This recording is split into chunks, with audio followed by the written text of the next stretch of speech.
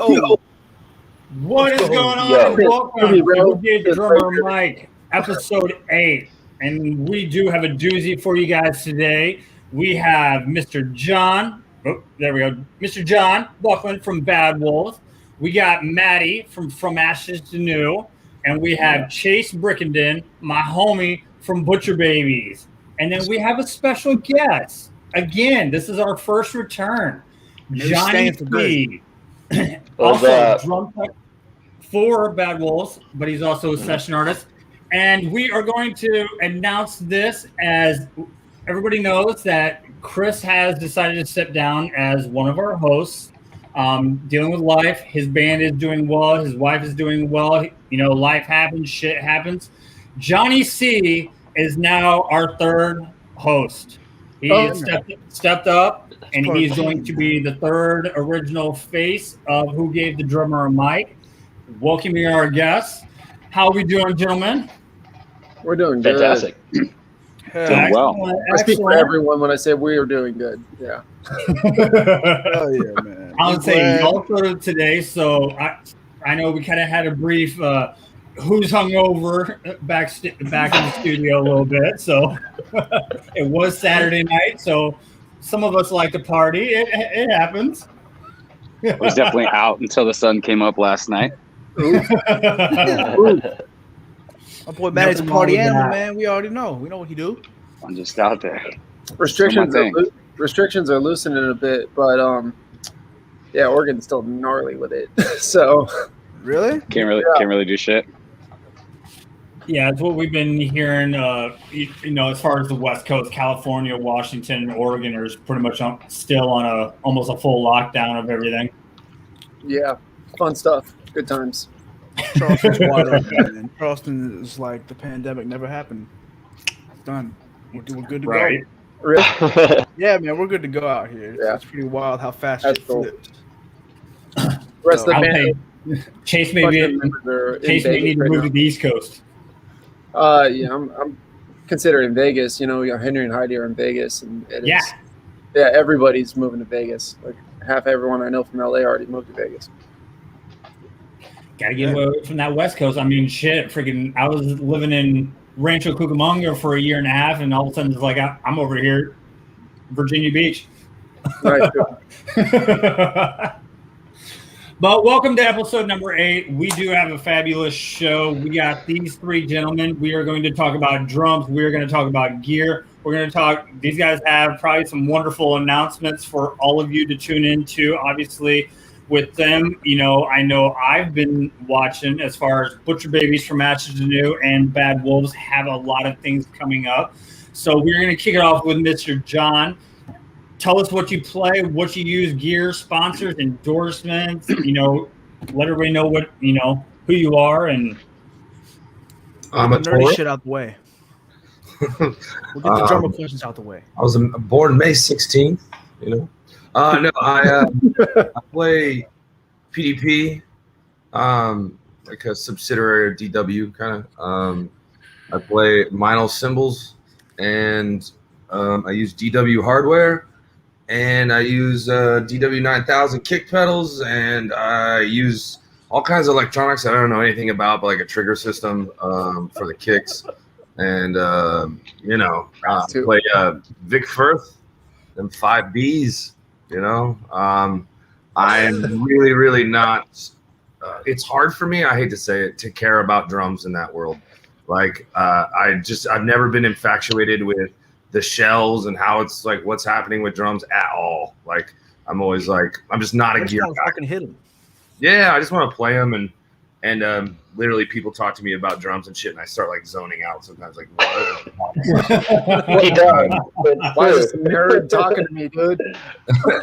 Well, I mean, it's fun to like join a circle of people and talk about drumming and stuff. And but in general, drums are fun, but I don't really enjoy talking about the mechanics of them. But in terms of playing, that's a whole different story. I've helped Chase's definitely watched me like grow as a player. I've looked to Chase for advice on a lot of things, and just being around Chase helped me get inspired to even care about playing drums that much.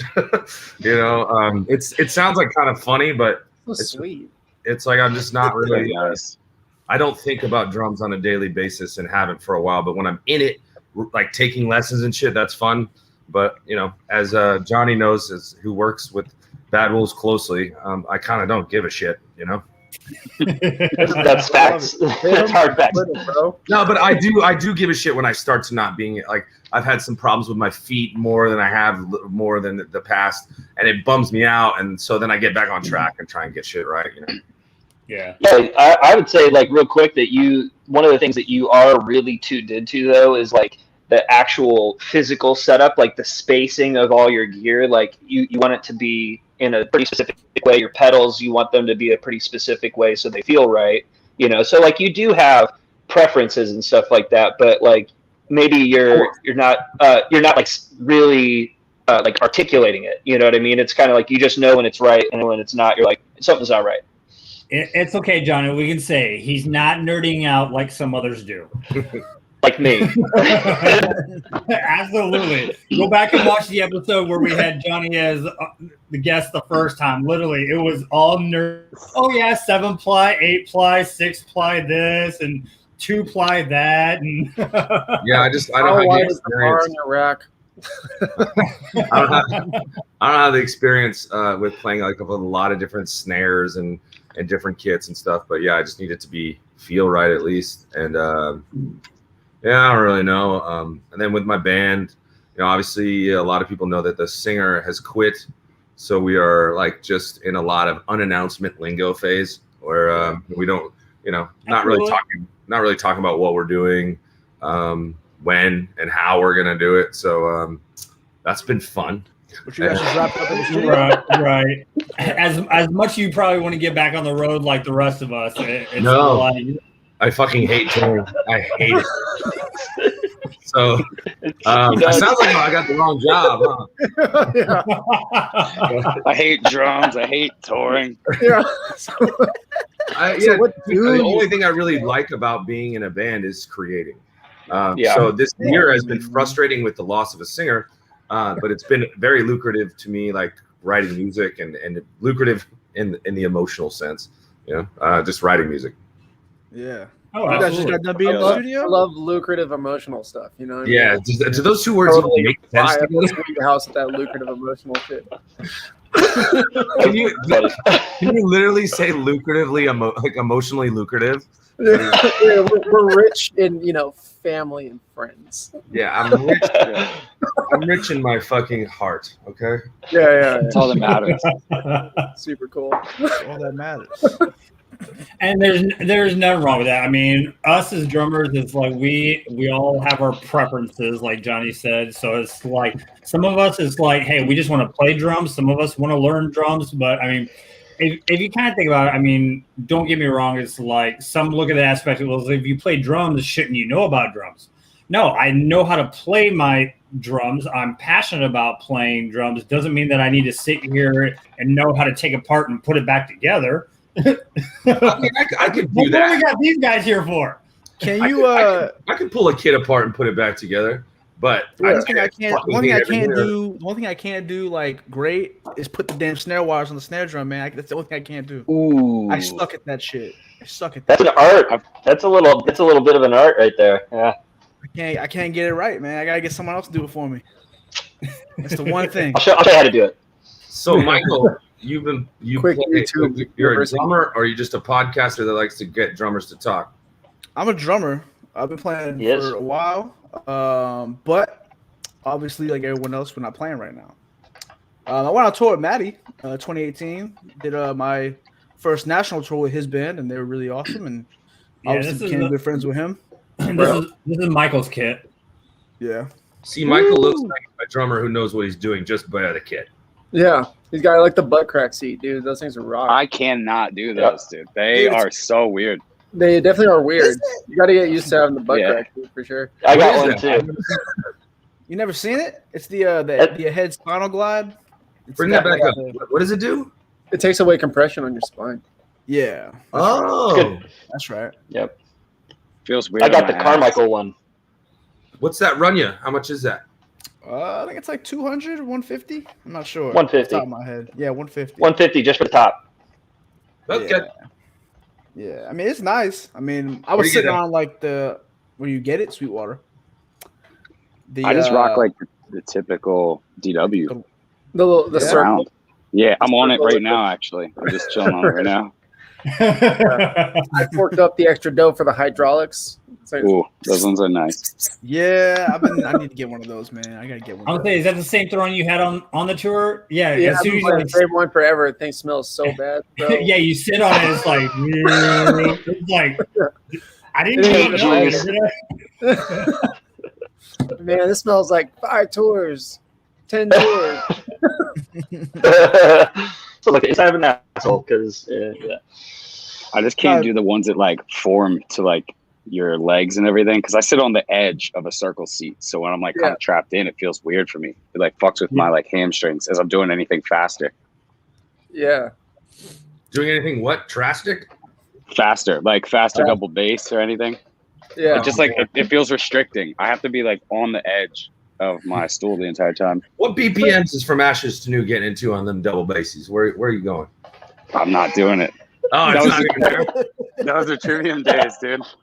Yeah, Trivium. I was gonna say you play for Trivium, right? Yeah, those are the Trivium days. I mean, I'll spice it up. I'm gonna be spicing up on this next record, but it's not gonna be anywhere as like dying Trivium double bass 3 minutes for 198 or anything like that. Good. Yeah, throw a blast beat and Panic, man. Right. Long bass rolls. I'm still, man. I have to practice it so much before we hit the road because it's just like if I don't, then it's just shoes and a dryer every night. I've never heard it referred to that, but that is definitely it. Mine's and you know you're doing it, and you're just like, wow, I definitely hate myself right now for sure. Do you use triggers, Chase? Oh yeah. What? I use triggers. You do? Yeah. I just didn't remember. Yeah. I mean, yeah. A lot of people still get that mixed up. Like they think triggers makes you a better player or something like that. It just makes it if you're fucking up, it just makes it louder. Yeah. Oh my god. Yeah. Or if the sensitivity is just a little too much and every hit's like a double trigger. Yeah. Terrible. Hold on. Just mashing buttons. Happy belated birthday, John Boecklin. Oh, me? Yeah. Look at him. Birthday. I miss that shit. I had a wild birthday. Did you? A wild one. Tell us about it. I threw a party and it was very successful. Still in the Valley? Me, I'm in the Valley. One of my friends who works at Atlantic, he signed a Young Boy MBA and like just killing it. Just bought like a $1.5 million house in Hollywood. And he's like, why don't you have it over my new place? And I was like, you're damn right. This kid's 25. Oh, God. 25 years old, like owning his own pad already in the music business. I'm like, yeah. Well, he's probably not emotionally lucrative at this point. No. He's still working on that. He's just lucrative right now. He's just regular. Straight normal. Well, I can see how this show's gonna go. The phrase for the day is here on Sesame Street. Guys, get emotionally lucrative on who gave the drummer a mic. So who's the worst, biggest drummer out there right now? The worst, biggest drummer? That's a good question. That state stuff. Besides me. The worst. It's Lars. I was Straight just It's Lars. It's always Lars. It's always gonna be Lars, dude. Yeah, Lars. Straight up. Yeah, that's it. Actually, I don't think I've run into a band anywhere in a long, long, long time where I'm like, dude, these guys, or this kid sucks, or this guy sucks. Like, it's just like everyone's pretty fucking good out there these days. Yeah. You have to be. So many people. YouTube University is making a bunch of savages. Yeah. Like a bunch of because when I was a kid, I was like, how do you play that shit? And I just have to like figure it out, I guess. And now guys are like, YouTube that shit. Oh, I can do now I can do heel toe at 300 BPM next week because I saw some dude. That shit is wild to me. Thanks, Drumeo. Yeah, thanks, Drumeo. Thanks for if you get the triggers right. By the best not to mention the paycheck you get from it. I know there was one I just saw. She was actually able to buy her own house She was actually able to move out of her parents' house into her own because of being a YouTube star. Who's she? Christina or Christina Schiano, I think is her name. She does a lot of drum covers or whatnot. There's some I've Asian been drummers, putting though. that shit off. But is she emotionally lucrative? Yeah. Minimally. Yeah, I mean, doing Maybe a covers, little bit. doing covers, to pay the bills. Emotionally legit. I've put that shit off for years. I've wanted to do the cover thing for a while, but I'm in the same boat, bro. Like I keep making them, and I'm always like, that shit sucks. yeah, I'm like, I want it to sound good. Yeah, I want it to look good. I'm like, it's got to meet all these requirements. I'm such a OCD like perfectionist about shit that I'm like, it's not good enough. Fuck it. And I refuse to edit anything. I won't edit at all, and it's got to be perfect takes. So I'm just like, I'll spend like 3 hours getting something right, and then I watch it back. I'm like, oh, there was that one note though. I should probably delete all that shit. Yeah. Hey, remember when you helped me try and try out for ministry? I do. Like trying to do. Actually, I didn't get the gig either. Yeah, you know.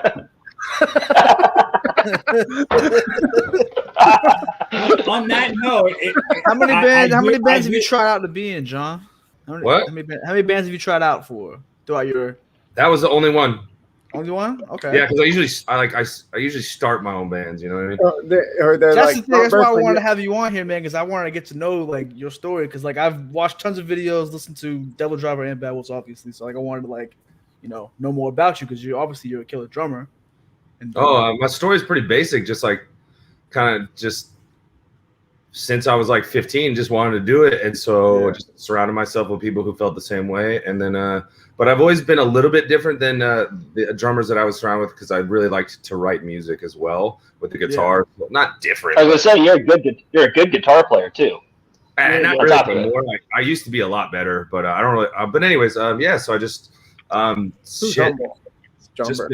just been fucking jamming since I was like, started touring when I was like 22, and it just kind of never stopped. But I had to take a break when I quit Devil Driver and start a new band, and that was Bad Wolves, which took I think I started in like 2013 or 14. So, and then we became like public, and speaking of covers, we're basically kind of smashed really quickly into like a one-hit wonder kind of band with a fucking massive cover, and that was hard to keep up with, man. It's like I thought we were just gonna be a band, and then and then it was like boom, and that's fun. But to get to know me, I'm like a football player that's like stuck with like musicians, I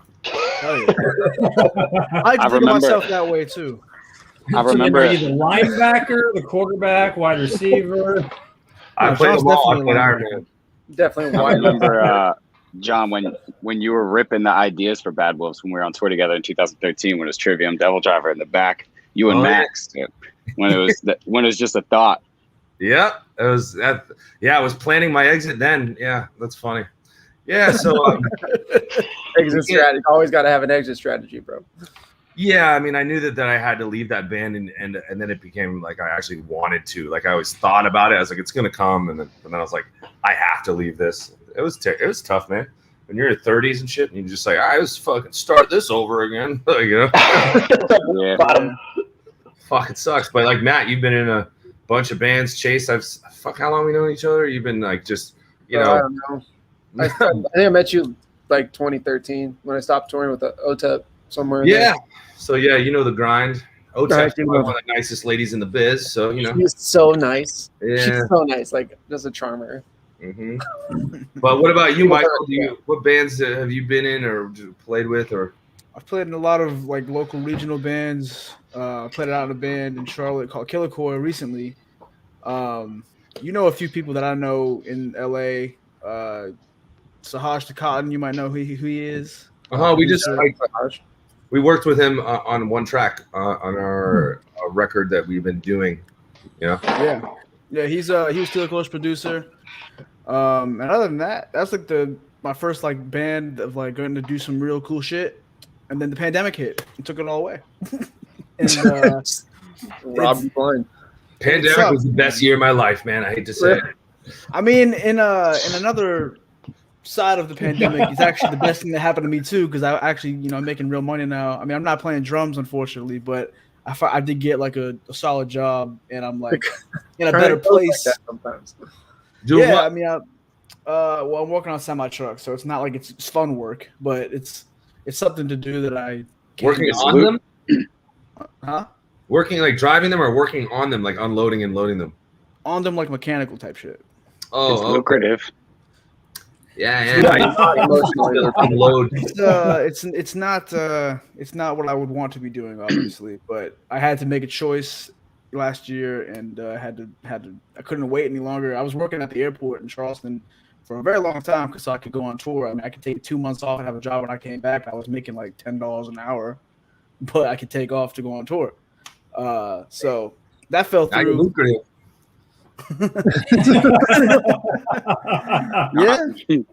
Yeah, but that was a lot of us relate to that.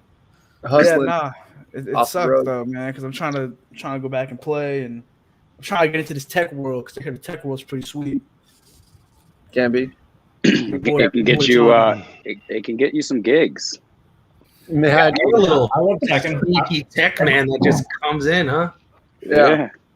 It can, one day you could be there. I told myself, even like through high school, I was like, if I'm not working or if I'm not playing drums, I'm working with them. And if I'm not working with them, I'm playing them. Yeah, I always thought I would be good at that, man. Because I'm a nerd to a certain extent. I feel like I could do the role pretty well, but I've never gotten to do it before.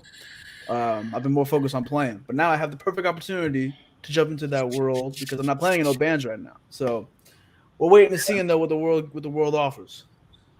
It's a nice little step for sure. I mean, for a while, like I was always trying to put bands together and things like that in this small little honky tonk area that I live in Pennsylvania. It's just like nobody's going to ever be dedicated. And then my boy DJ Q was working with a whole bunch of like Warped Tour bands and stuff early on in their days and was driving bandwagon and tour managing them. And he goes, yo, come out on tour. He's like, start jump teching for this band. I would go to their shows, Icy Stars. I would go to their shows like all around the tri-state region. Love that band. Always just go out and hang and became friends with them. And they took me on a tour. And from there, second tour, I met the Trivium guys. Their dude was leaving. And it just fell one thing after the next after that. Yeah. So I was like, teching is definitely the way to do. Yeah. I have a lot of buddies that I went to MI with that they're like incredible players, like incredible bass players and drummers, and they now tech for like the biggest pop artists on the planet. Doing way better than almost every touring guy that I know. We're out here practicing our asses off to get ready for tours, things like that, grinding them out, and they're just getting 3 meals a day, touring arenas, staying in 5-star hotels, making lucrative money. Like, doing all right. Paying for the wife, you can have a kid, not feel guilty as fuck. They always say if you want to make the money, man, go work for the band. Don't be in the band. What they say. I think that's true in the pop world. I don't really think that's true in like mid-tier bands at all. But totally agree with that. I only know, and dude, even some like Chris Kane, who's in Bad Wolves. He checked for like Chainsmokers and like Christina Perry and Andrew Watt and all these people and stuff like that. But even he would talk to me about money. I'm like, that's not like shocking. Not like, dude, it's really about the experience of having a comfortable touring environment and like being in a 5-star hotel room every night, that's the little perks, getting that good per diem. But other than that, they're not making like $10,000 or anything. As a player, you're still watching every night kind of going, damn, I wish that was me. Like, I wish I was doing that. Even at a smaller scale, you're still going, I wish that was me. And I think that sometimes the reward of doing that and not making as much money is better than making thousands and thousands of dollars and not actually fulfilling your dream. Yeah. Totally. I would say, I'll be the next guest. I would say, Maddie from Ashes to New, what are you running? What are you planning on? Tell us, where you came from as far as the drumming background. Well, my first band to start off with the drumming background was Trivium. And then they let me go in 2015, the end of 2015. Did one record with them, Silence in the Snow, and then I was just back to nothing for a minute. Started drum teching again, and then I did a fill-in tour with From Ashes on their CD release tour, day one, and it was 2016 March, I think it was March 2016, and I broke down with them. I was cool with the music. It was very much like more my style of what I wanted to be doing, everything like that. And I was like, I knew there's some bad blood going on with a couple of the guys, and I said, hey, if anything changes, hit me up, let me know. Probably 8 months later, as I'm out on tour teching for another band, I got the call. I was in Chicago at the House of Blues, where there's a million stairs to go up to the venue. Down in the tunnel. We all know that one. Yeah. So I'm down in that tunnel, watching rats run around, and got the call from that. And and then by January I started, working on a new record with them and everything. But for my kit, I run DW PDP as well. Right now I'm on a PDP Concept Series kit, but I'm in talks about making a really sweet Collector Series custom kit right now. I run all DW 9000 hardware, 5000 double pedals, 5000 I think hi-hat as well. I really like the 5000 line, and Zildjian cymbals, Remo drum heads, Vic Firth sticks. I'm actually thinking about trying out the Travis Barker Zildjian sticks. I tried them once. They actually feel pretty nice. So I was thinking about getting something along those lines, because right now I'm running the 55As or X55As from Vic Firth. A little bit longer. I like tiny bit longer of a drumstick. So it's like 16 and a quarter, I think it is. The 16 just feel a little weird for me because I choke up a little, like towards the middle, I guess sometimes. Did anyone's not hear a word you just said? Is it cut? Is it cut now? I heard everything. Oh, you did? Okay, you're cutting out for me. I was just making sure. All right. John, you're just tired. Oh, and now he's gone. The precursor. So yeah. What do you get when you talk shit? Right. Vic Firth, Remo, DW, Zildjian. I use JH Audio in-ears. Those are the shit. The 16s. I got like 4 pairs of JHs. Just rock them all the time. That's pretty much the rundown. I don't use any. Oh wait, well I do use a Roland SPDSX pad. I have one to my left, and I have one of the BT1 like chop block pads to my right. Yeah. So if I do any fills, I have like little production hits that I can hit over here, and all the production beats and stuff that we play, I'll play off the pad. So I don't want to just sit there. Like we have a lot of electronic pieces, and it'd be real dumb and lame for me to just like play a chorus and then just sit there and be like, all right, cool, wait for like a whole verse and a pre-chorus and come back in. Yeah. So I'm like, no, I'm going to play all the beats and stuff like that.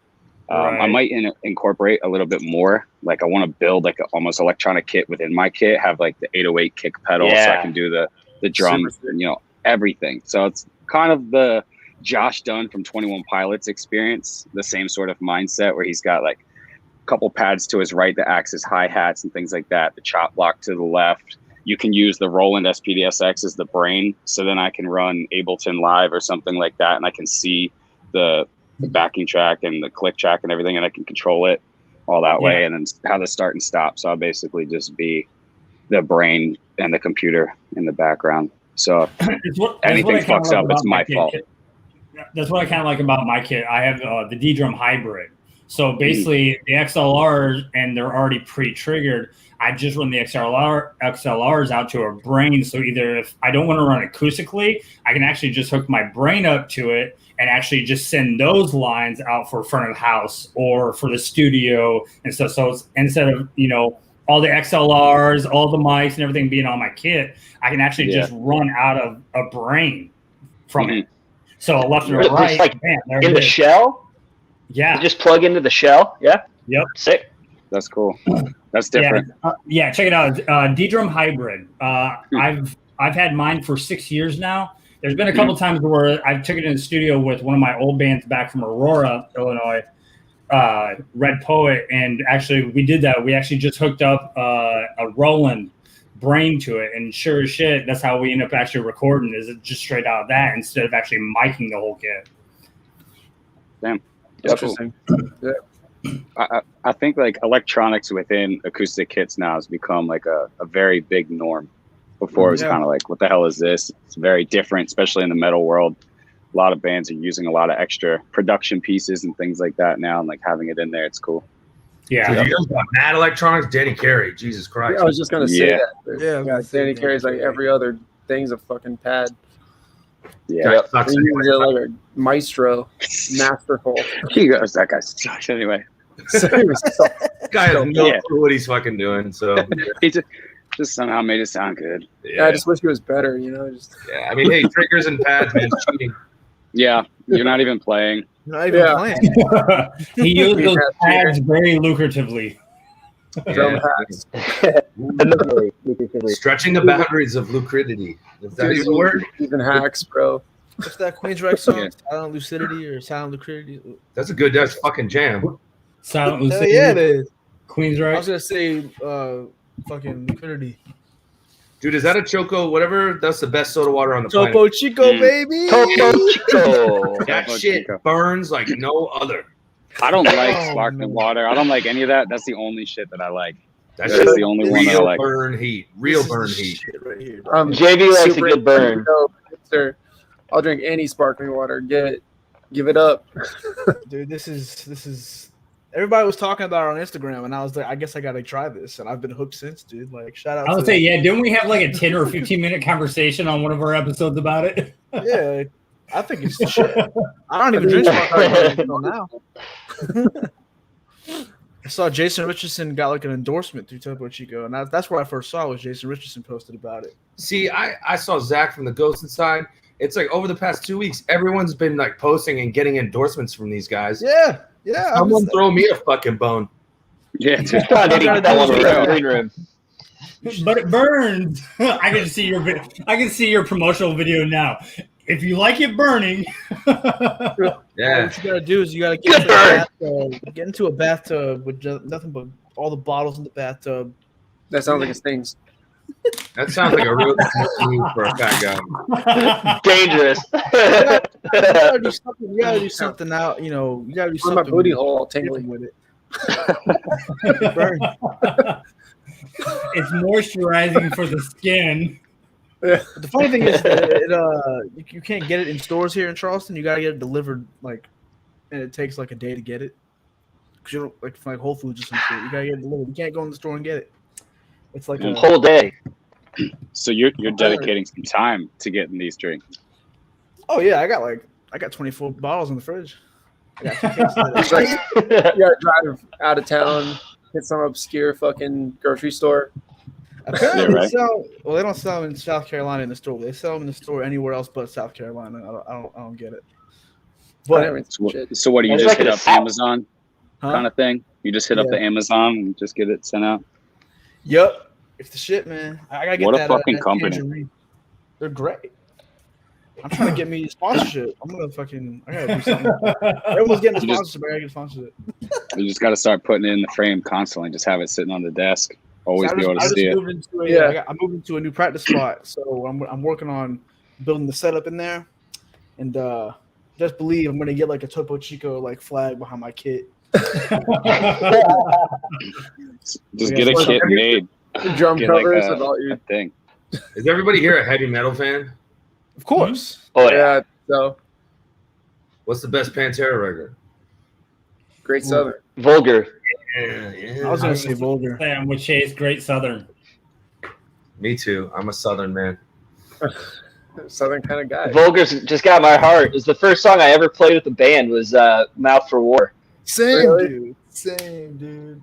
That's my my heart, man. Vulgar's cool, and it's I think it's technically like a better record on a first listen, but it gets old, and it's also it is a little cheesy at times. You know, like I could see It's the transition between the Cowboys and what they were after.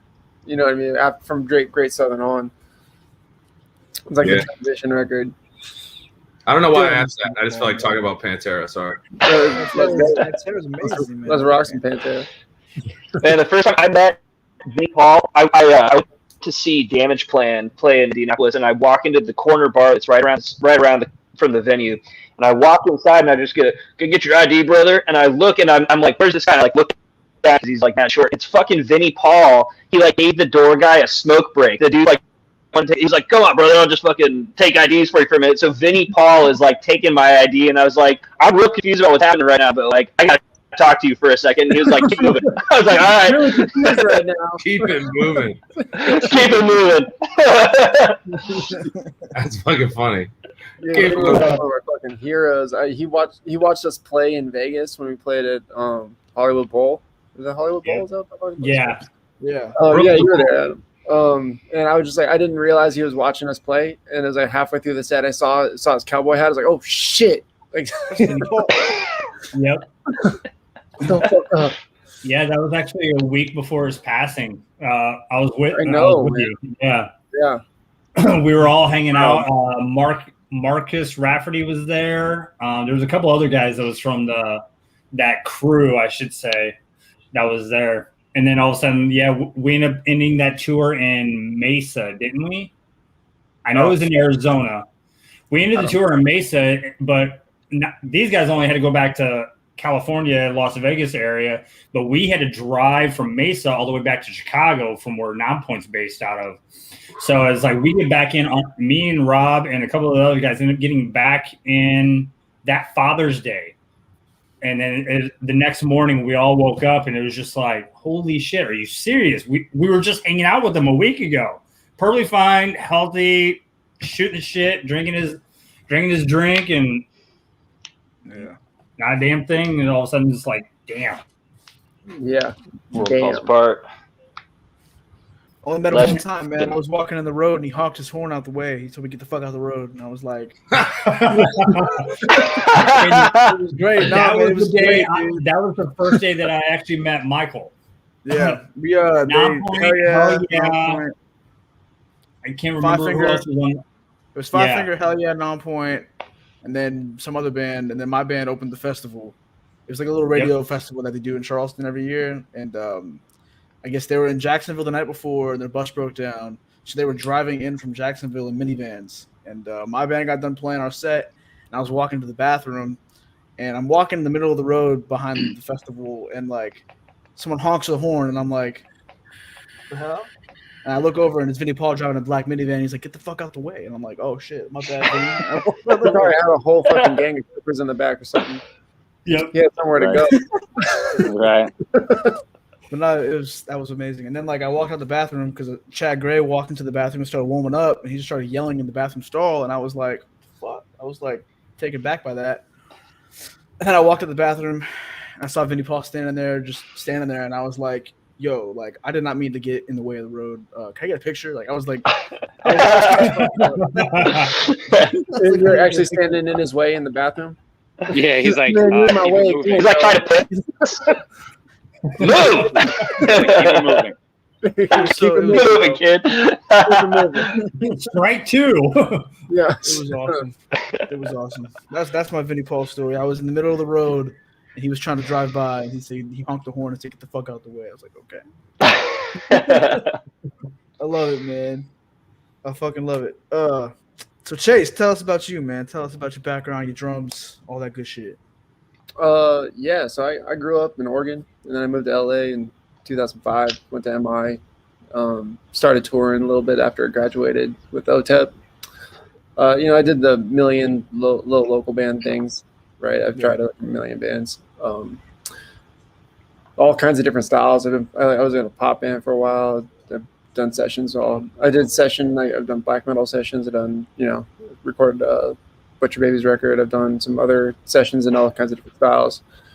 So I toured with OTEP from 2010 to 2013.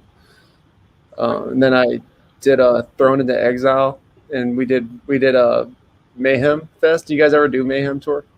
Yeah, I did it in 2014. Oh, really? And that shit was the best, dude. Yeah, that was sick. Rockstar Fantasy Camp.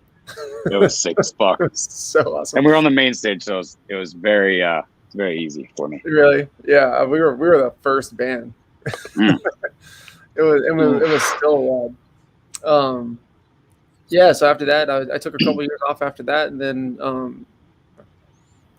the last tour I did with OTEP, we took Butcher Babies out on their first tour ever. their first national tour, and then we got really close. Henry's from the town next to my hometown in Roseburg, and so we rode down, and it was kind of like a unwritten thing that if they ever lost their drummer, I'd be the dude. So they called me up. I wasn't doing anything. Started touring with them. First tour was with Megadeth and Amon Amarth. We were doing arenas. I was like, oh, shit. Hell yeah. It was wild, dude. And yeah, so it's been good. Now they're like we're closest friends, and we've done some wild shit. As far as gear goes, man, I've been with Peisty forever. I've been with ProMark and Evans for a long time now too. So I'm Peisty, ProMark, Trick, Evans. I don't have any. I haven't had a Shell endorsement at all ever. So don't need it. Fuck hook me up, Shell endorsement. You don't need it. You don't want it. Then you can play whatever. You can go to any studio and play whatever. Yeah. I play Gretsch Renown Walnuts right now. I love that kit. Yeah. All die cast hoops. I am the nerdy guy. I love my gear. I rock trigger setup with just rolling TM2 RT30K. And just nothing on the snare, just a kick trigger. That's about it. Super simple. I'm curious about your Pisces. What's your Pisces setup? I've actually just been switching to Pisces. I change out the line a lot. I play a lot of those. I play a lot of the 900s because they're the budget ones. They sound, when you're playing live, they sound just as good as the other shit, honestly. And they're not going to cost that much when the warranty runs out. And I have to right. Yeah. Let's see. I got a 19 and 20 inch. I have a 2002 and a 2002 20 inch on my right for my right crash. I have a 19 inch Rude Wild China. I rock a PST or like is a what was it? Alpha Swiss crash with a stack on top of 900 China. Yeah, so I have like a 18-inch stack, and I also rock a 14-inch stack with a 12-inch over a 14-inch China. I got a couple splashes. They're 900 and a signature. And I've been rocking the same hats. I've had these 15-inch 20 custom metal hats since I started touring with them, and I just broke them at our live session, our live stream in Arizona that we just did. Of all places. Yeah, so it took me 10 years of touring to break those hi-hats. That's pretty good. It's pretty good, yeah. I have a 20 custom metal ride that I've had since the beginning too. I got like all 20 custom metal when I first started, and everything but the ride and the hi-hats lasted all the way up until like a month ago. Damn. Yeah. So I love that company, man. Forever. Yeah, I've been digging them. Yeah, dude. Sticks. I've been fucking around with some smaller sticks. I've been playing 5Bs forever, but I was doing some 5As the other day, and I've been playing like a lot more fusion and pop on my free time. So it's actually felt a lot nicer. Like I can get around the kit a lot better with 5As. Yeah, I was rocking the 5Bs for a while. I actually used to rock the 2Bs for a minute, like the tree trunks. Yeah, was huge. Yeah, it was nice. Get off but that, my arms were burning, so I dropped down to 5B. I was actually running Ray Lazier's signature stick when he was like prototyping to switch over. I used to use his ProMark ones, and then to Vicfirth, and they're a little bit bigger. And then I dropped down to the X55As, like the 55As, because it's kind of in between. I was like, I felt the same. Like I could just get around the kit easier without burning out as fast. I was like, I fuck with this. I was like, I like this.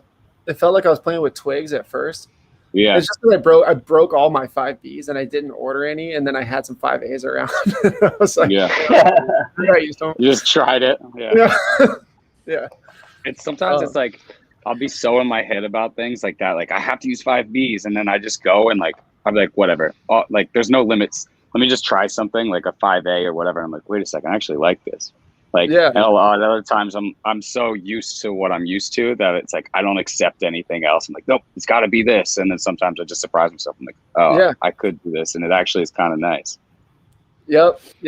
People change, man. People change. We go through seasons.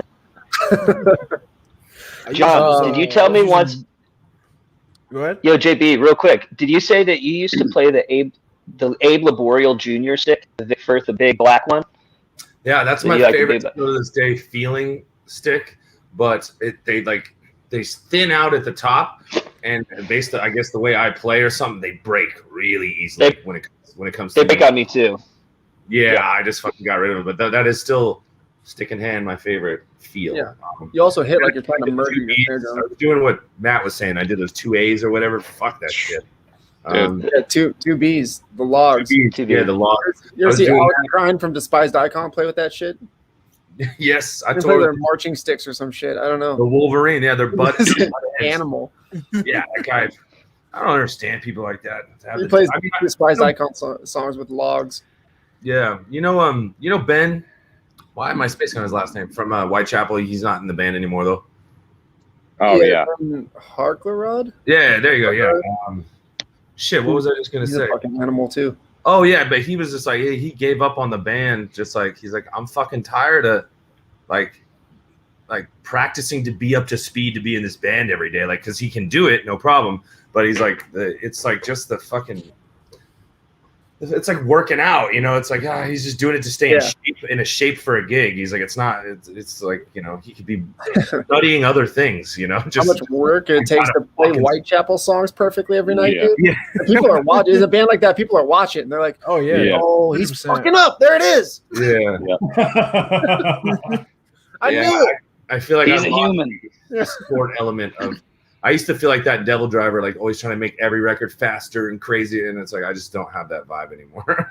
Man, I feel that. Like we just did 5 songs with Matt Good in Arizona. We put out 4 of them already. We actually did 2 more with them, and they're like, there's hardly any double bass in them at all. Cool. It's cool. Great. Yeah. Cool. Hearing Butcher Babies with hooks is like different, but it's cool. Like I dig the vibe of what you guys are doing. It's a little bit of a departure, but you know, people like it. I like it. I like playing the songs a lot. Were you in the band with the "Can't Stop Moving"? No, you can't stop. No, I think I played that song maybe 700, 800 times though now. That's good. I enjoy that chorus. It just always kind of makes me go, "All right, ladies and gentlemen, this is pretty good." You know that I really like being in Butcher Babies because Henry's just like, dude, just do whatever. So I've like. They're like totally cool with me embellishing everything and adding a bunch of different flavor. I pepper the shit out of that with all kinds of stuff that's not on the records live. Yeah, good. Yeah. You know, see these questions that pop up. Are we supposed to be like answering them through here or what? Yeah, I would say once we come to like our kind of question portion or whatnot. Right now, I want you guys to be able to, you know, tell them, you know, where you're coming from and what you use and stuff like that. And then usually I'll go back and then grab the questions. That way, you know, we can sit here and fill people in. Actually, we can go ahead and do that. If you're done and stuff. Oh, it's fine. It's fine. You know, whatever. Daniel, can I cut you off, Trace? There's no time limit. Literally, I mean, if you guys want to bullshit for 3 hours, we can bullshit for 3 hours. That's totally up to you guys. John's little comments coming up. I ordered a burrito. I love burritos. Danielle asked, what would you guys recommend for a startup kit? My 9-year-old loves drums and wants a set. I'd move him to guitar. It's a lot cheaper. Also able to play a lot more. Yeah, I mean, rent's free at an insane asylum after you have to check yourself in after a couple years. You know, good point. Constant beats and drums. Yeah, the electric kit would be good for a quiet household and be able to play whatever. But if you wanted a real acoustic kit, I'm going to do obviously the DW plug-in, go with the PDP kits. Yeah. They're cheap, they're affordable, but they're durable. They sound good. They sound great. You know what I think? Does anyone have any comments on this? Like, if you're fucking starting off on an electric kit, I think if you play that for like a year and when you go to a real kit, you're gonna be like, what the fuck? Yeah. Exactly. Because I say no electronic kit unless it's dire. Like unless you live in an apartment in Manhattan. You know what I mean? Like to me, the E-kit comes in when you've already been drumming and you just need to keep up chops. Because we all understand like you can't do double stroke fills like that easy on a Yeah. real kit compared to the electric kit. Like I bust out some shit that I'm like, how the fuck did I do this? You know, Dude, I'm I'm like, the man. trying to do double stroke kills. so Well, then not only that, it's like even practicing learning how to tune your drums. You can't tune an electric kit also. So it's like you need to grasp the reality is like if you do plan on, making this your passion and actually wanting to do it full time, you need to learn how to tune a kit. You need to learn how to take it apart, put it back together. What head is better for you, comfortable, so that with electric kit, you're just like, okay, I'm ready to go. You got to be a real man, real on woman. John's point, the biggest thing too is drummer's job is controlling tempo and dynamics. And with an E-kit, you cannot control dynamic or learn how to control dynamics. And then you become, like a fucking one-dimensional drummer that if you get into a gig, you're gonna be half-assed. No, absolutely. I have like a tiny suggestion. So I used to teach pretty young kids. Like I teach kids from like 7 to 12. Like I had a lot of kids in that age range. And one of the things these kids would always struggle with was the size of the drum kit, right? So they come into the practice room and it's a 22-inch bass drum and the toms are all deep and tall and they're like 9 and they're like trying to play inside of this drum kit and they can barely do, or some of them can't reach the pedals, stuff like that. So like I would really recommend if he's 9, if he hasn't grown a lot, that maybe look at like a 20-inch or an 18-inch kick drum size so that you can actually set up and get him kind of like comfortable in that world, because otherwise it can be a little awkward and some kids give up because it's uncomfortable or they just learn really bad habits. So you kind of kill 2 birds with 1 stone. And those little kits are super cheap. Like the Ludwig Questlove kit is like $400, and it's actually a legit little kit. It's like a little 16-inch kick drum. It's tiny, so like but you could play that kit as an adult if you're doing like a restaurant gig or jazz gig, little pop kit or whatever. So like there's always something like that too. And I always recommend used, right? Like look used if you can find something used. Of course, it's not like beat to hell. You save the money, and then when he's 11 and he maybe quits, then you're not out like $1,000. Yeah. Also, if if you can make that kit sound good, you're gonna make some really good gear sound really good. Sound really good, yeah. But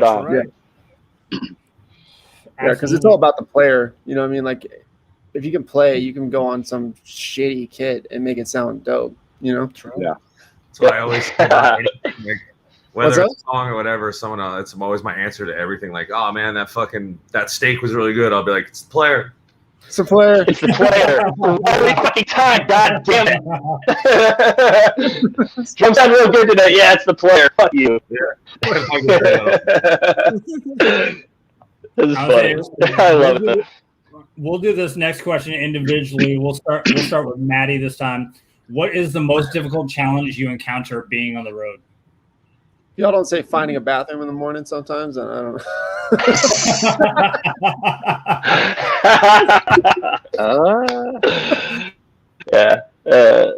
that's legit. I don't know. I mean, it depends on the situation. That's kind of situational. Sometimes it's finding a time to be able to sleep.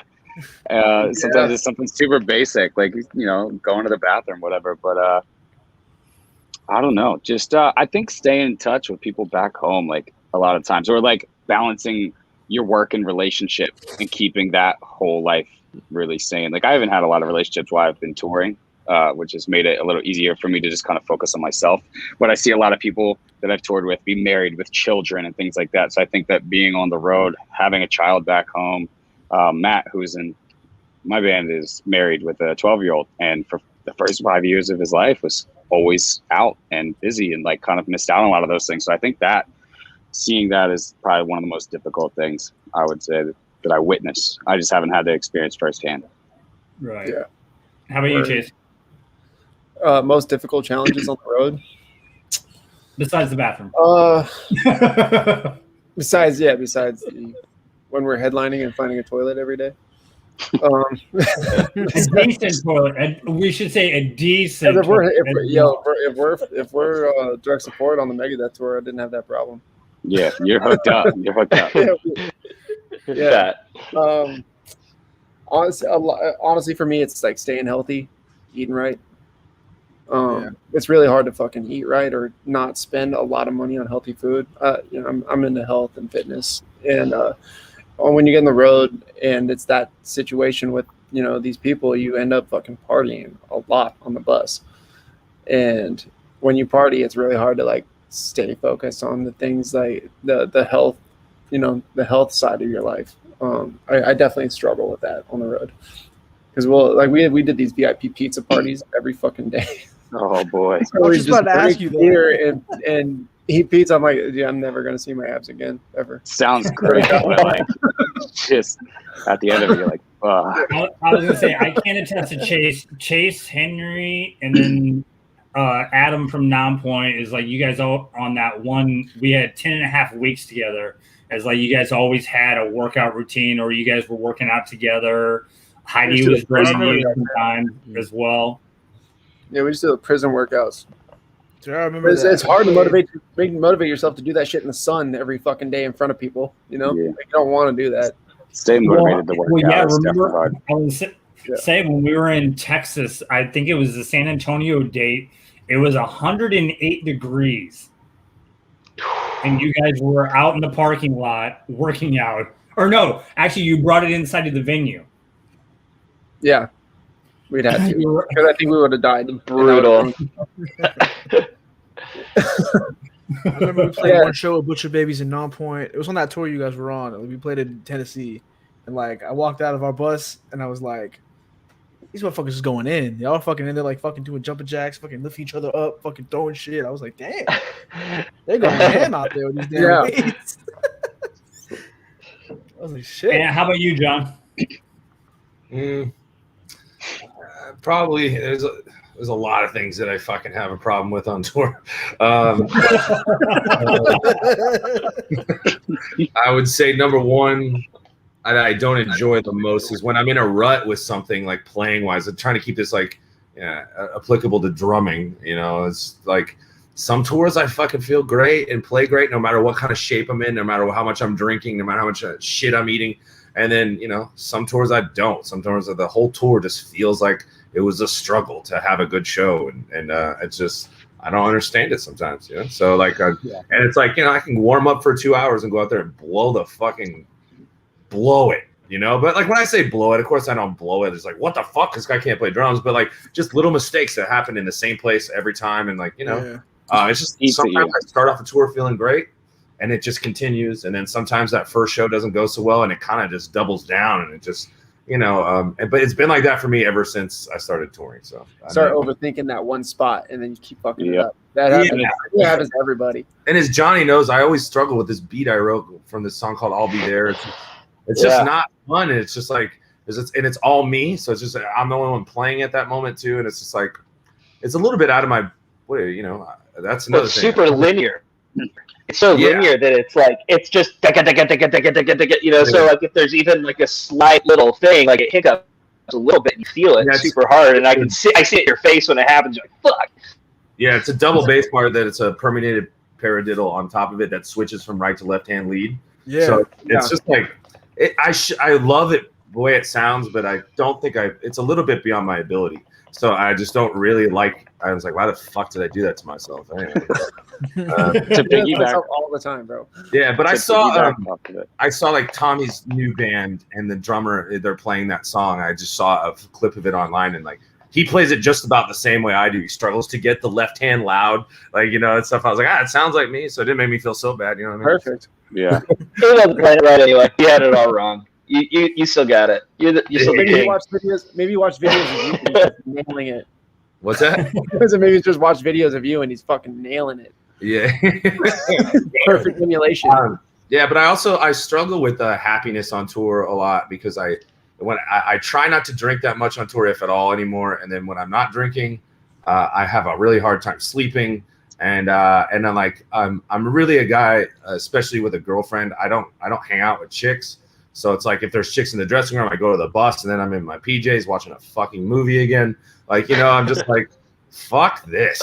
Like, it's just, and arenas, not like we're an arena band, but we spent almost 2 years, like basically in arenas. And I do not enjoy arenas at all. It's Groundhog's Day more so than anything else on tour. It's crazy, right? It's like you don't even remember the dates because you're just like everything looks the same and there's no interaction with people. It's just like the same security guards every day and that's it. And it's just like when you're playing club and shit, it's like you can like venture out more. You know what I mean? It's just fucking. It's not as fun, but then also you got catering, so you're good there. You know what I mean? Yeah, you got accessibility is a thing. Plenty of tolerance. Keeping that morale up. That's the big thing. I'm gonna say I'm gonna kind of branch off of it as we're hearing from the drummers, but Johnny, I'm actually going to include you on this one as a tech. What do you find most difficult? Challenge on the road.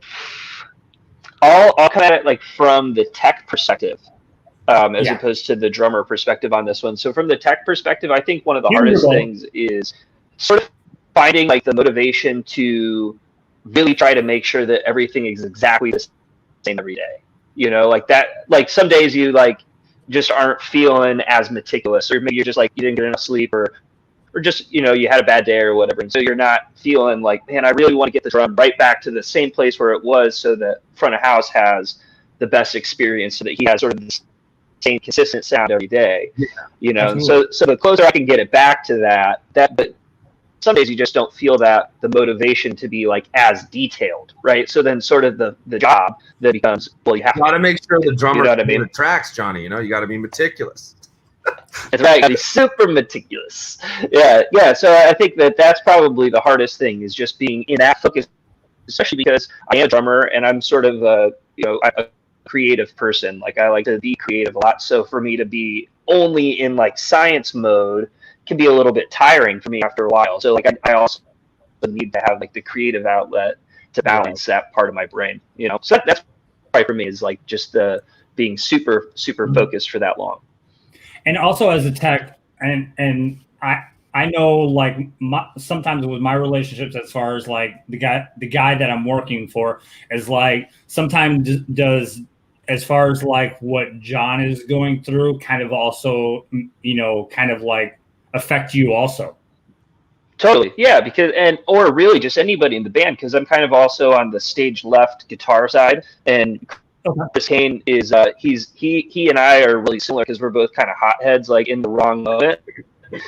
So like we'll both stress out over shit, and then we'll just flip, and I'll like punch the guitar button and like fucking break my finger or whatever, and he's the same way. We're like punch a beer bottle or something. So I'm like, I gotta like wrangle and make sure that he's not gonna have a meltdown day or something like that, and just try to keep everybody's spirits up. You know what I mean? So like everybody's relationships and interpersonal relationships start to lock together, and you kind of gotta like keep everybody in line. So as the tech, that's kind of our job, is almost like we also get sort of the emotional confidant, so that we like get hit with a bunch of shit. We're like carrying around everybody's day, Right. Also a vibe tech. You're like the vibe tech. That's totally what it is. You got to be the vibe tech. Vibe tech. I like that. Yep. Okay, this one actually was straight to John. Curious to hear John's approach to songwriting, knowing he's the primary writer in Devil Driver and Bad Wolves. Don't see that from too many drummers.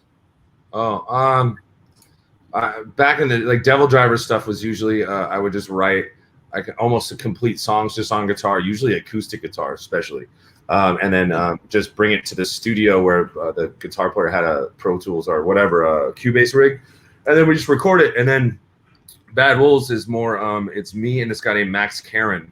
That's we started the band together, and he's still basically like the sixth member. So it's like this album that we've been working on for a long time. Like we just do it online as this right here with this app called Mudio Audio Movers. And so I can hear his session in real time, and also I'll like show him my riff over the fucking like this, and then he'll take it, put his tweak on it, and work like that. But in general, it's just sitting in front of a computer for the most time, just writing tunes.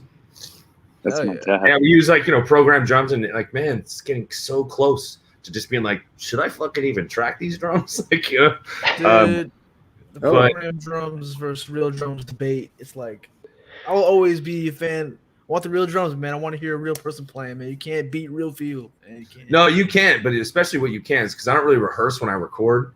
So when I go in too, I always end up doing just stupid little things, but they all really matter when you add them all up. Just a little bit less white, Get a little greasy. Yeah, grease is not the word. I'm not a greasy drummer, bro. I'm trying to hold on for dear life. I think you got a little grease. Like you got a little grease on Zombie. There's a little swing to your time. Like you don't feel too straight to me. Like I think you got a little more swing than you think you do. Oh, well, that's nice of you coming, you cocksucker. You're fucking so much better than me. It sucked. There you are. Johnny's that's why I'm here. Like this. Like this. Yeah. Well, that's why I'm here. In case you break your ankle or some shit, I'll just I could step in if you need me. Yeah, I don't know about Michael and that, but I think I'm the worst drummer in the group here. That's pretty awesome. And I just love that because it doesn't. There's a lot of stuff that you're saying, man. I feel like I agree with a lot of stuff you're saying when it comes to like how you feel about drums. Yeah. Like a lot of stuff you're saying, I'm vibing with you, man. Like, yeah. It's cool to hear. It's cool to hear from a big name guy like you talking.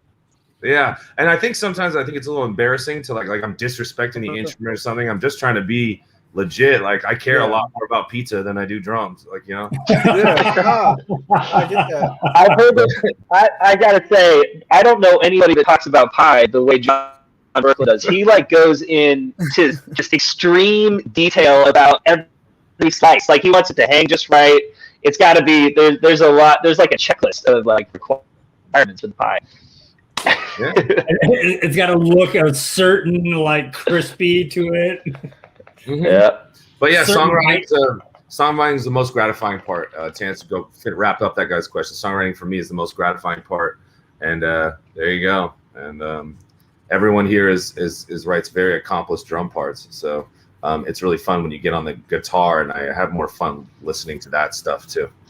I don't know about you guys, but we all program our shit first. I like to program beats, and then so we can listen to it as like the listener instead of playing shit and then finding out later that it sucks. Yeah. And now you track drums last. Yeah, we're tracking drums last. That's what we're doing. Tracking drums last. Remember back in the day, it was your first up. First up. Boy.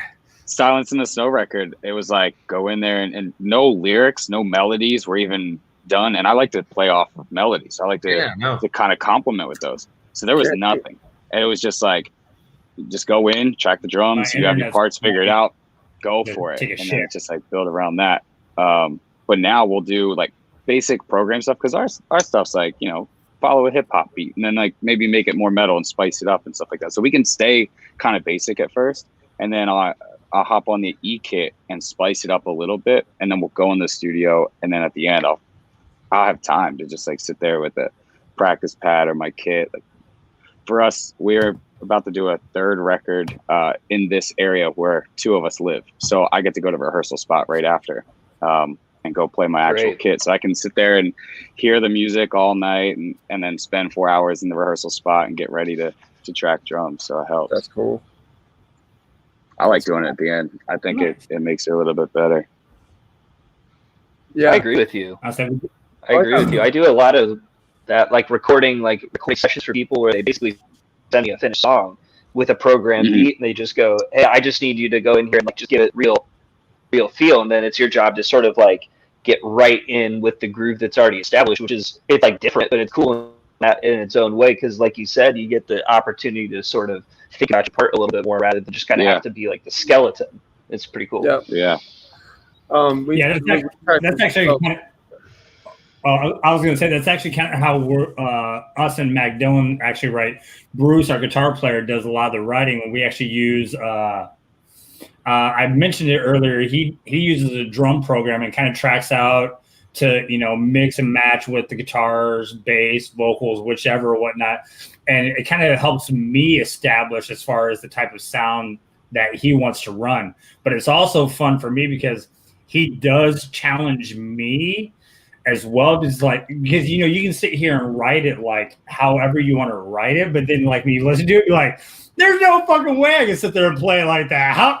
But and then you sit there and be like, okay, I'm gonna give this a try. I'm kind of because in my mind I'm like, yeah, it's like, okay, cool, it sounds easy enough, but once you get behind the kit, you're like, shit, how'd it go? Yeah. When we tracked Lilith, I wasn't even happy with the drum parts that I did until we'd already been touring on the songs for like a year. You know what I mean? Like I was like, now that because I tracked it without vocals. Like you add little shit to go along with vocals. You add little shit to go along with each little tiny guitar part that you didn't hear in the studio because you're under pressure. We're paying for time. Mm-hmm. You know what I mean? Who did you do that record with? We did that with Steve Evans. Yeah. I was just about to bring up that record. I think it's a cool drum record. I think it's was that your first recording with the band? Yeah. Yeah, it was. It's a fucking cool session. Yeah. There's a lot of cool shit on it, man. For sure. It was very dope, actually, being able to watch Chase every night.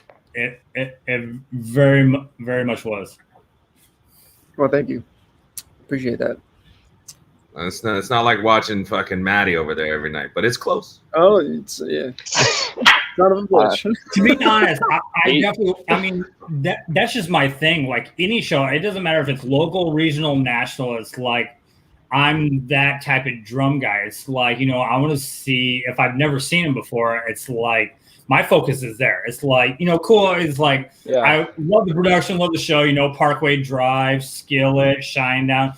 Badass show. It's like, but my main focus as a drummer, it's like, we talked about it like in episode 1 or episode 2. It's like you never are fully a master at drums. There's always something new to learn. So like watching, Maddie, watching John, watching Johnny, watching Chase, watching Rob, all these other different types of drummers, you can definitely tell there is something different between each and every one. So you as a drummer, like I said, there's nothing fully that you've learned everything. There's always something new to learn.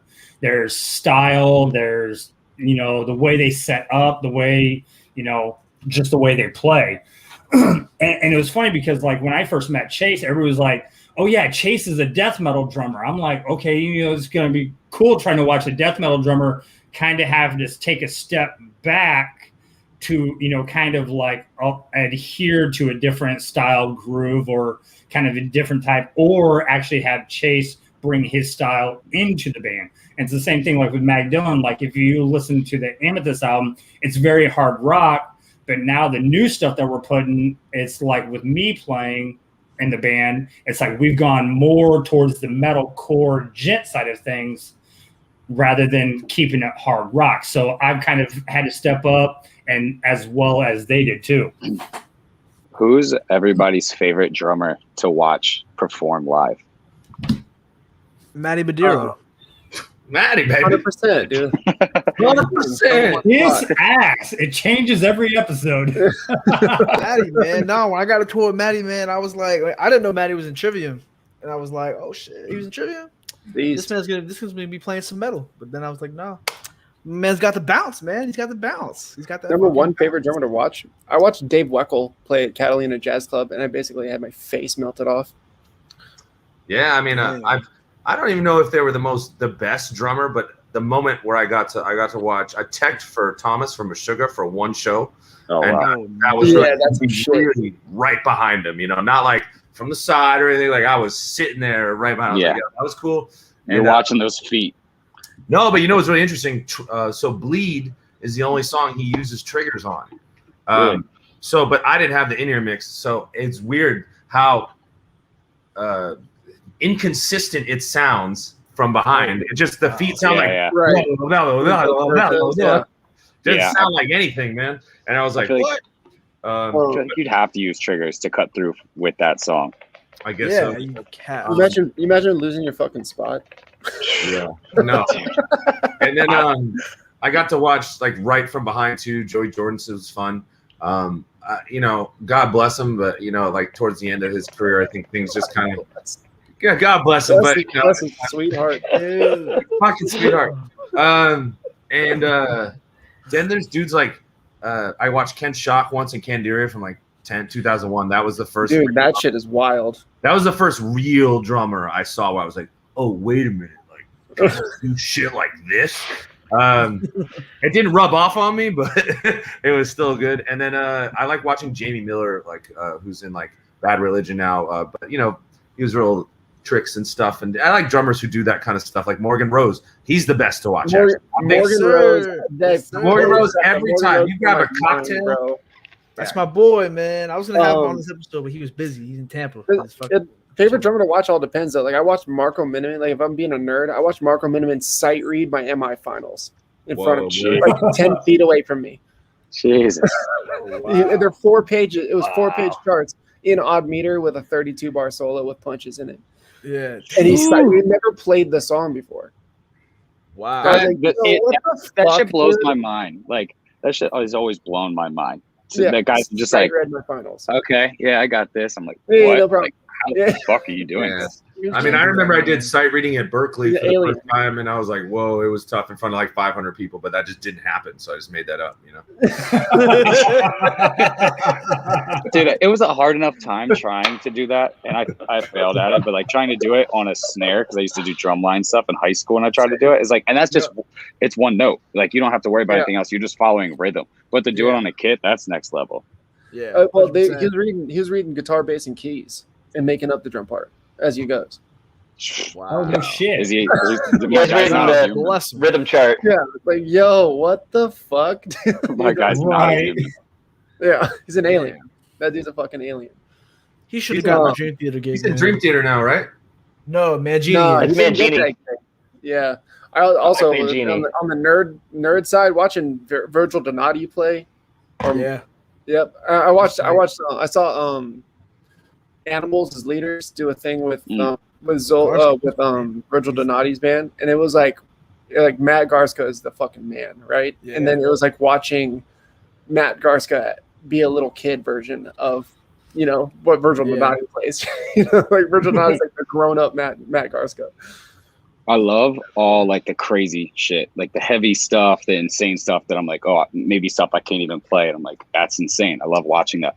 The guy who hits home for me by far, performance wise, he goes into this own little world and he just fucking slays it, is Ray Lazier. That dude is insane.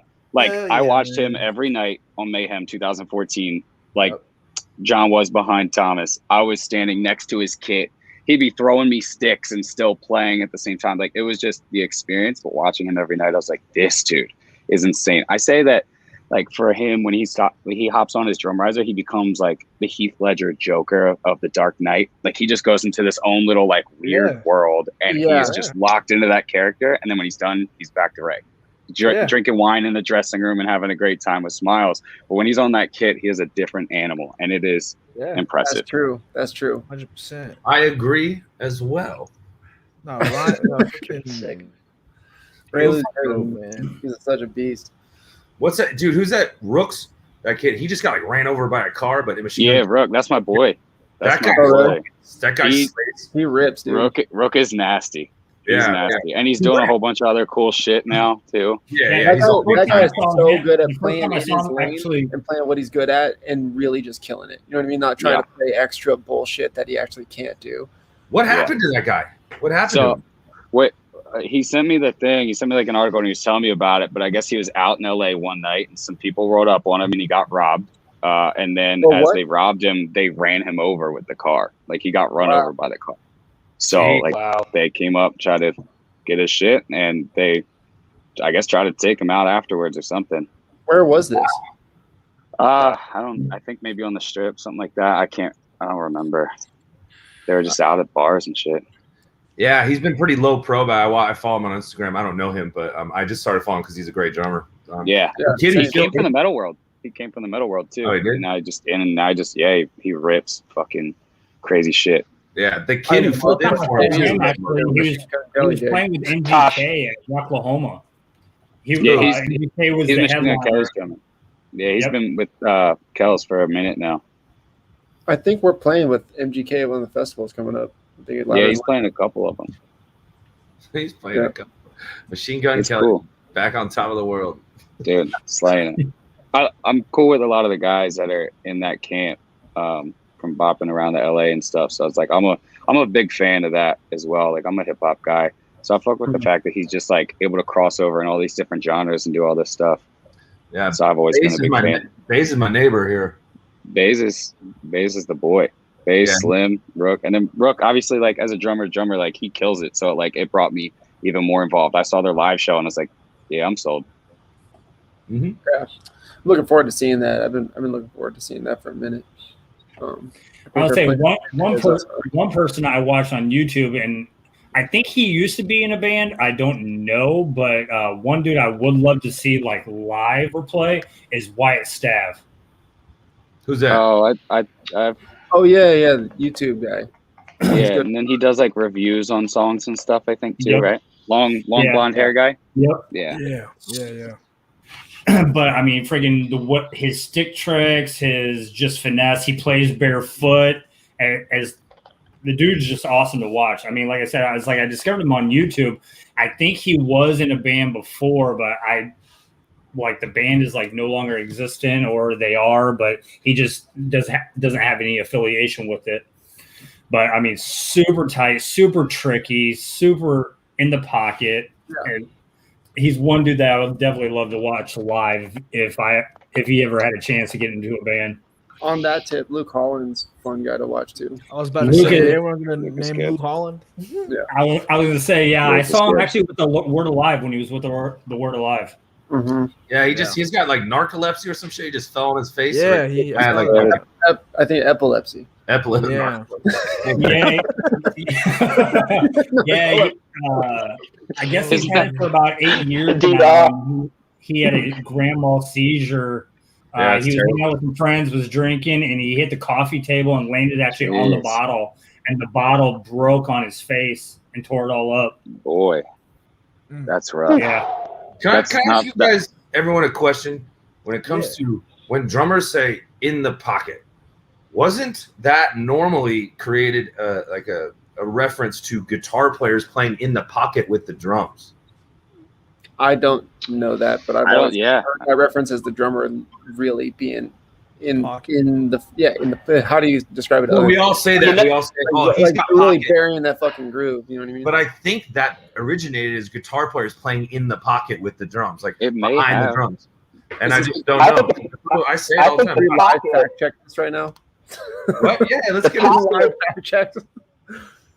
I think the pocket is where you keep the money from the checks that you're cashing from playing good beats in time. That's where the pocket's at. So like if you're putting hand in the pocket, you're not in the pocket, you ain't getting paid. Get the fuck out of here. It could be though. I mean, that sounds. I mean, we could go with it. It sounds like it should be that. They're catering to us. That's what it is. Yeah, that's right. That's right. It looks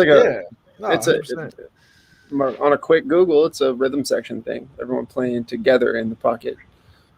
Because a drummer alone, I guess, wouldn't be in the pocket. He's just making fucking groove. Yeah. So the pocket is. Hold on, someone just commented. Sure somebody's out there just raging. Someone just said this. Being in the pocket. Nerd. I'm just kidding. I understand what this guy's giving me a breakdown like I'm an idiot. All right. Yeah. No, a bunch of professionals out here, and we're like, They. I was just asking where the term. I know what the term means. I can read. It can apply to both drums and guitar. I was wondering. I wondered if it stemmed from guitar first. I think it did, but I could be wrong. I heard somebody ask a question the other day. I heard somebody ask about like I heard somebody ask about like what is like having feel mean as a drummer? Like is feel like it's funky, like kind of swing, but like feel is also like Dave Lombardo has feel, right? But that's not really swing. So like how would you define like feel, like in like that sort of thing? I think feel is totally situational. Yeah, I was gonna say the same thing. Because any genre, you have feel within that genre without maybe overplaying or underplaying. It fits that part that's needed. So super tough to underplay as a drummer, I found over the years.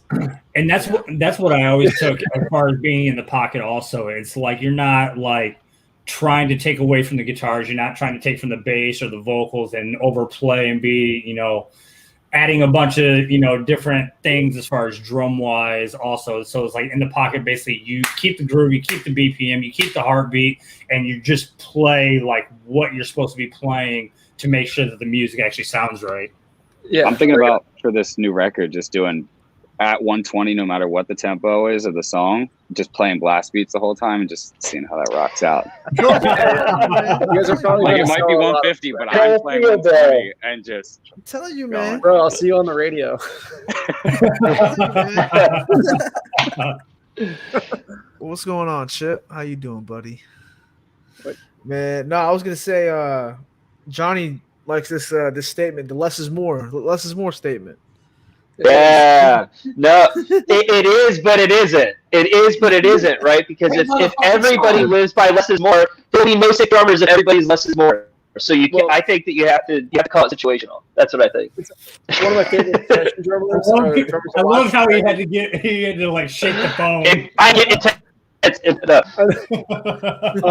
you watch Brian Fraser Moore, who plays for like Justin Timberlake and people that guy is all about playing, less is more, but he plays all of his chops in the groove. You know what I mean? He has a whole drum chops in the groove. He gets away with everything. He plays like all this wild shit, but it doesn't change anything. It's just the pocket is right there. Shout out to like that level of a drummer like Brian, Moore and let's go Styx Taylor, Aaron Spears, dude, all those Eric Moore, Eric Moore. Oh my god, dude! Eric Moore, those guys, freak. Those dudes, I watch them and I'm like, I should stop playing drums. My dude, Kenny Rogers, so good at Kenny Rogers. It's really weird though. That guy. One drummer that a lot of people don't bring up, and like I've watched him. I even watched their like going into the studio video is, and he's not playing with him anymore, but Lester from Pillar, but he's now playing in like a huge arena church band. Kelly Clarkson too. Never heard of Lester. The Kelly Clarkson gig. Yeah. For a huge arena church band, I'll throw a fucking thing on and you find it quickly. Huge arena church band, I'll be. Well, he does this one little weird stick trick to where, because he plays single pedal, but he'll actually take his stick down to his kick drum and actually do a double bass with his stick and his single pedal while he's in the middle of playing some of the Pillar songs. So if you ever watch one of Overachiever. Yeah, you can show it all. If you actually watch the DVD behind the scenes when they were in the studio, sure shit. Then they're recording The Reckoning, and like he'll go down, and all of a sudden his stick and his pedals doing a double bass sound for the track. I'm like, wow. That's the same guy that's running in the rain at 4 a.m. Yeah. For real. Okay, real quick. You know what I'm saying? Fuck that guy. Real quick, everybody stay. Jay Brooks to ops manager for Blue Ridge Rockfest. We know From Ashes to New has been announced already. We're on that. Right on. Obviously, if you have not been announced yet, we can't talk about it. So, we do have 138 bands announced so far at Blue Ridge Rockfest. It's going to be a fucking It's going to be 180. Wait, so you're putting on that show? Yeah, I'm actually stage manager, and also my band is playing. Oh, I thought you were like the promoter. I was like, God damn. No, this is Jay Brooks and Jason Williams are the ops managers for Blue Ridge. Jonathan Sly is the owner, CEO of Blue Ridge. But we do have a show here on Fridays. It's called the Countdown to Blue Ridge. We're actually going over announcements and how the progress of it, because they had to relocate from Lynchburg, Virginia to Danville, Virginia. And the last menu switch. Yeah, we may or may not be playing that. I can't fucking speculate.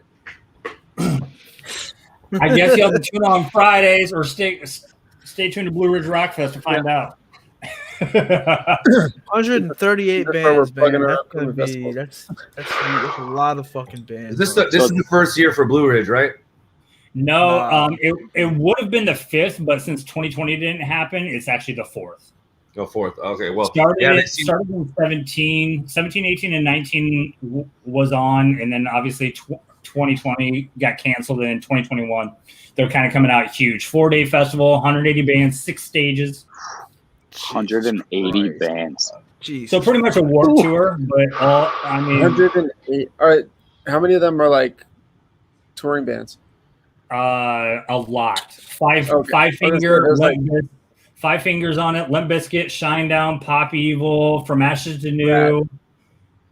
There's a shit ton. There's a shit ton. Skillets on it. Do what? Like the band that comes in like 3 different cars, and they're like, "Where's our dressing room?" There's gonna be a few of those. There's gonna be a few of those. Like, we are playing this festival. We get everything. We've been doing this for weeks, preparing. I want the compound. Give me the compound. Where are the drugs? Oh, yeah, where are the girls? Where's catering? Yeah. No, Can this I is make gonna, fucking lammy now? Where's my dressing room? I'm pretty sure about 75 of those bands is gonna be on that bill. Sick. That one hit home with me. I don't know why, but it did.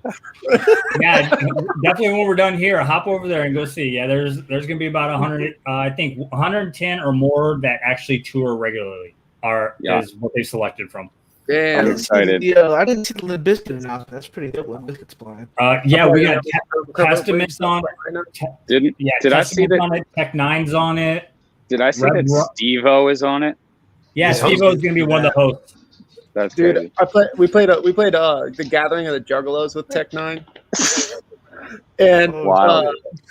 the rapper that went on before him, I can totally blank on his name right now. He went over his set time by 2 hours. Oh my god! We're Are you kidding me? What the fuck is happening right now? Yeah, no, How do you even allow that? Like, dude, I don't know. Somebody's got to pull the plug eventually. We were all kind of in shock. We're like, what the fuck is actually happening right now? For it to go for 2 hours is like everyone's just watching. Everyone's just standing there. You went for the Guinness. Wow. 2 hours. Yeah. Technology went on like late at night, you know? Where in the hell? I was going to say, where was the stage manager on that one? The Gathering?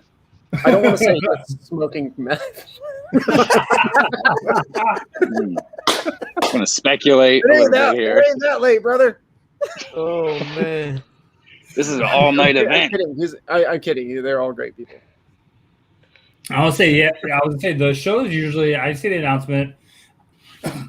I was going to say, we'll start with Chase as we close out here. Don't want to take up too much of you guys' time.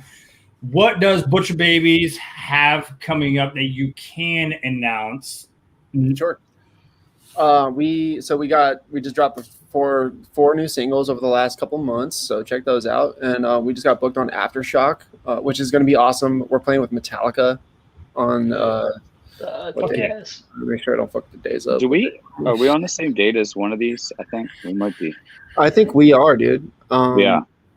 Yeah, we're playing on Friday, October 8th. Yeah, Metallica has 2 days. They're playing that Friday and that Sunday, aren't they? Yeah, Matt, I think we're playing Louder Than Life on the same day.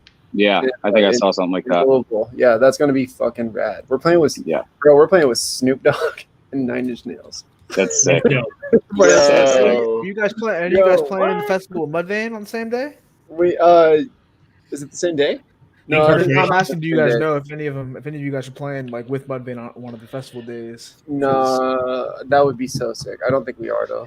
I have to look at all of them. Yeah, I'm looking at them right now. Yeah, I can't remember. Back. Well, I was going to say, first chance, I'll probably run into you. I'll probably be there. So if you want help, Chase, let me know. But you have Metal in the Mountains in August.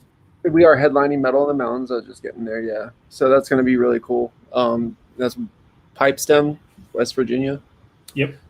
Yeah, Event Center. It's going to be cool. Yeah, a lot of cool stuff to look forward to. It looks like, things are easing up. These shows haven't been canceled, so that's a win. Fingers crossed. Right? I don't think it's been announced yet, but are you guys actually touring at that time? Probably. I can't say here or there because we don't know for sure yet. Absolutely. Yeah, I know there's a lot of traffic going on. So I know there's a lot of bands that are like being speculated as far as touring because there's just so much traffic. With everything opening up, it's just like every band's coming out at the same time. We're gonna have 10 band tours. I'm itching to get back on the road, bro. Yeah. Hell yeah. Hell yeah. Sweet. So Butcher Babies, make sure go look them up on Facebook, social medias, Facebook, Instagram, YouTube. We got some cool music videos that we just put out, so check those out. Hell yeah. Awesome. And then John, you kind of already elaborated a little bit. Bad Wolves is kind of doing some stuff right now, but still also in the search for. We're in a transitional. Basically, we're not really doing anything till all our legal matters are finished. Absolutely.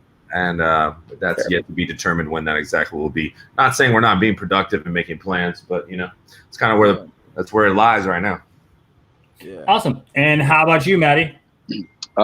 We have a couple festivals booked already. I know we're doing 2 in June. I forget exactly what they are called, but it's with Hailstorm, I believe, is headlining. I thought Chevelle was supposed to be headlining on one of them. June 26th and 27th, Oshkosh in Wisconsin, and somewhere else, I think in Illinois. We're going to be in the studio. We actually depart from the studio to go do those for the 2 days. We're going to be in the studio from June to August. And then we have a few other festivals. Louder Than Life's one, I think maybe Aftershock. I can't remember all of them. We just announced Shiprocked as well for January. Hell yeah. Oh, yeah. I mean, there's talks about tours. There's talks about tours and stuff like that. But, like Chase said, it's all up in the air a little bit. So stuff feels up in the air, even though they're announcing it. I'm still waiting, man. I'm like, yo, like, I don't know. I would imagine that if we're doing that many festivals by that time around October and everything, like we're going to have a tour, but it's just nothing's confirmed, nothing's solidified yet, but definitely putting the feels out there. So for us, it's just the big thing for us is getting into this next record, getting a little bit heavier, going back to some of that day one sort of sound with the advanced writing styles. Going back to your roots, as they say. Gonna have a lot more screaming. Definitely gonna be more screaming on this record. Oh yeah, that's dope. Hell yeah, I'm down. Yeah. What kind of burrito? I don't know, but I It's got got fries in it. It's got fries in it. It's from Cilantro. Remember Cilantro by Third Encore? Yo, Cilantro does not fuck around. You guys know that song? Nice. Cilantro's nice. That is the jam. That's a spot right there. Pablito's, I think, is up the road from there a little bit too. There's it's a really good spot. There's a good 6 to 10 banging fucking Mexican shacks all in that area. Yeah, hell yeah.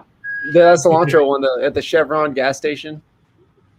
Yeah. It's like they'll have like little pop-up tent things, and then you're like, should I do this? And then you do it, and you're like, yo, I'm doing that every single day. Yeah, because it's like some fucking grandma that may or may not be illegal that's just trying to feed her family with love. Slaying it. Slaying it. I love this. I love it. That was sorry, boys. The burrito? Well, no, I mean, I just let him in, then I got to come up the elevator and all that shit. But right. Yeah, I was like, Cilantro, the gas station one, man. Man, it keeps growing too. It's just on fire, man. It's like sometimes it takes like 40 minutes to get something there now. Yeah, they do it right over there for sure. When I'm in LA and I'm not hitting the burritos heavy, Dave's Hot Chicken is my move. Dude, Dave's Hot Chicken. Chicken. Fuck around. Yeah. There it is. Dave's Hot Chicken. Dave's Hot Chicken. Fucking what's the chicken and waffles place? Roscoe's. Roscoe's. Oh yeah. I went in there one time with a black girl on a date, and I was the only white dude there. Did you go to the one in Anaheim or did you go to the one in Inglewood? It was fucking it was dope. It was not. It was the one on Pico, like way down south. Yeah. These dudes were like, yo, what the fuck is this guy doing in here? No, we went when I went there, we went to the one in Anaheim. We were at NAMM, and like me and my band, we were the only white dudes in there, and it was pretty hilarious because everybody. I'm not saying everybody in my band, What is that? Oh man, that's my burrito, man. I thought that was a gold wrapper, like you got that shit from Willy Wonka himself. That's my new Damn, man, I want some Roscoe's now, man. Shit, I need some Roscoe's. Yeah, now I'm ready for the Cali burrito, dude. Oh, and I'm all the way on. Look at this thing. The East Coast. Just get a bag. Put it in there. I'll say tease all the guests. We're putting this on Instagram right here. This part right here is going on Instagram. Yeah. This is how I know John Boecklin best. Some food in his mouth. Let's get a rating. On that note, John over here making us all hungry and shit. I'm going to release these guys all for dinner and stuff. Thank you for tuning in to episode 8 of Who Gave the Drummer a Mic. Thank you, gentlemen, for taking time out of your day and being with us. We'll definitely have you back. Shows are coming back concerts, festivals, they're all lining up. So these guys are about to get busy. Make sure you add all their socials. We got From Ashes to New, Bad Wolves. Johnny C is actually John's drum tech, also a session artist. He is our new host also. Welcome, Johnny, to the family.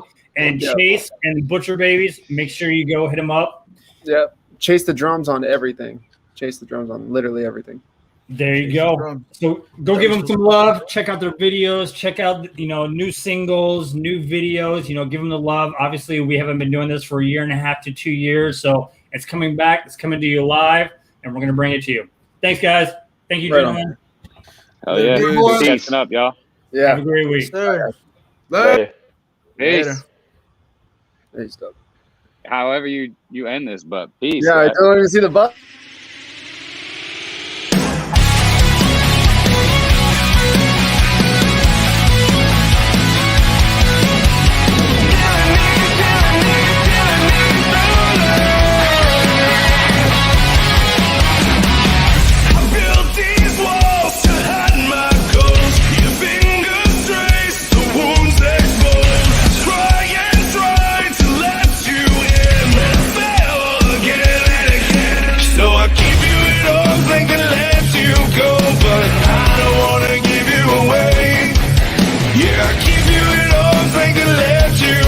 But only if you promise to stay. You know that you know, but you really don't know me.